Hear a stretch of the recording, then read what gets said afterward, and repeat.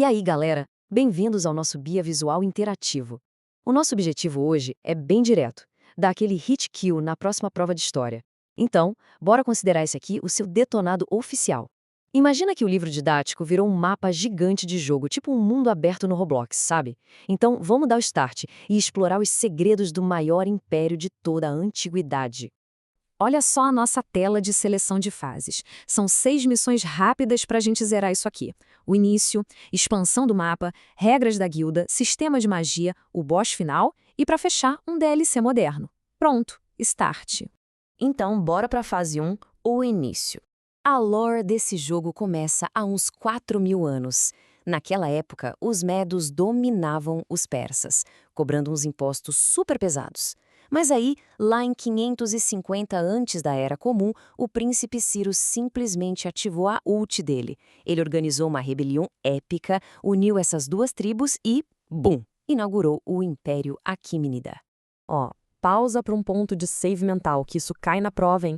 Lembra assim, Ciro é o criador. Ciro, criador. Ele literalmente upou o Império do nível 0 e conseguiu manter a galera no topo por uns 200 anos de gameplay sem parar. É muita coisa. Passando para a fase 2, pacote de expansão do mapa. Vamos ver como isso cresce. Agora a gente tem um combo de 3 conquistas para expandir o server. Primeiro, o Ciro limpa o oeste e pega a Babilônia. Depois, o herdeiro dele, o Cambises, desce pelo mapa e domina o Egito.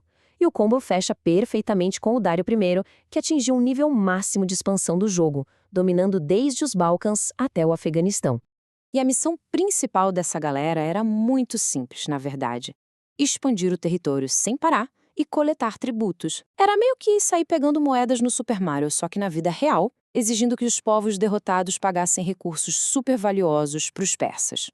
Beleza, avançando para a fase 3, administração da guilda e recursos. Então, o ponto crucial aqui, e essa é mais uma dica de ouro para a prova. O Império dividiu esse mapa gigante em satrápias. Imagina que são servidores diferentes lá no Roblox, ou os andares assustadores de Dandy's World. E cada um desses servidores tinha um administrador próprio, um cara chamado sátrapa. Só que, claro, o imperador não era bobo. Ele tinha os chamados olhos e ouvidos do rei. Esses caras eram tipos moderadores do servidor, patrulhando o mapa para banir qualquer revoltoso e garantir que todo mundo estava pagando o olho. E tudo ficou bem mais fácil quando eles criaram uma moeda única para todo o jogo, o Dárico. Pensa nele como os Robux, ou as gemas lá do Brawl Stars. Mas sabe o que é mais doido? A estratégia principal de ouro não era violência, era tolerância. Em vez de chegar dando wipe nas bases inimigas, o Império fazia alianças. Eles deixavam os povos conquistados manterem o próprio idioma, a religião e os costumes, tipo quando eles libertaram os judeus lá da Babilônia. Uma verdadeira jogada de mestre para evitar que o servidor inteiro se voltasse contra a administração. Muito espertos. E chegamos na fase 4, o sistema de magia, o zoroastrismo. Agora, o que é muito interessante de ver aqui é que a religião persa, o zoroastrismo ou mazdeísmo, funcionava quase como aquela tela de versos clássica num jogo de luta, sabe? De um lado a gente tem Ahura Mazda, representando o fogo e a força do bem supremo, e do outro lado, Ahriman, o príncipe das trevas, que era uma ameaça tenebrosa, tipo os monstros de Bite by Night ou do Forsaken. A regra de combate do jogo era bem clara. Você precisa lutar pelo bem para derrotar o mal e, assim, garantir a paz definitiva e evitar guerras no futuro. Esse conceito de juízo final e de dualidade do bem contra o mal foi um update gigantesco que influenciou totalmente o judaísmo e o cristianismo séculos depois. Preparem-se, fase 5, boss final, as guerras médicas. E aqui fica a grande pergunta de suspense. Como é que um império titânico, totalmente upado com os melhores recursos, acaba perdendo a partida para um grupo de cidades-estado bem menores? Dá para acreditar? Pois é, os grandes adversários finais foram os gregos.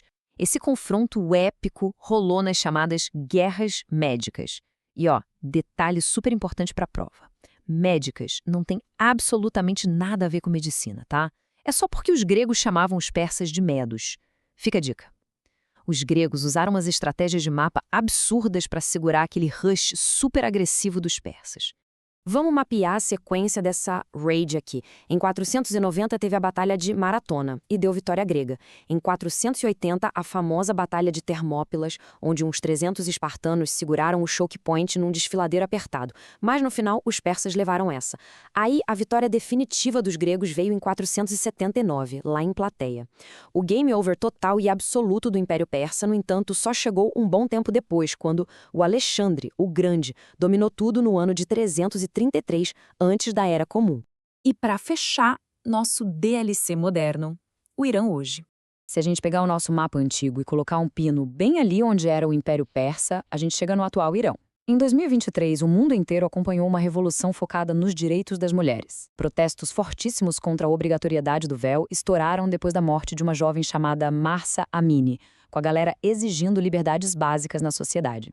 Alguns relatos das fontes mostram que o simples ato de tirar o véu gerou uma união imensa nas ruas. Basicamente, formou-se uma nova linguagem de resistência, criando um grupo coeso, cheio de coragem e identidade. É meio que um eco que se conecta lá com aqueles longos desafios de tolerância dessa região desde a antiguidade.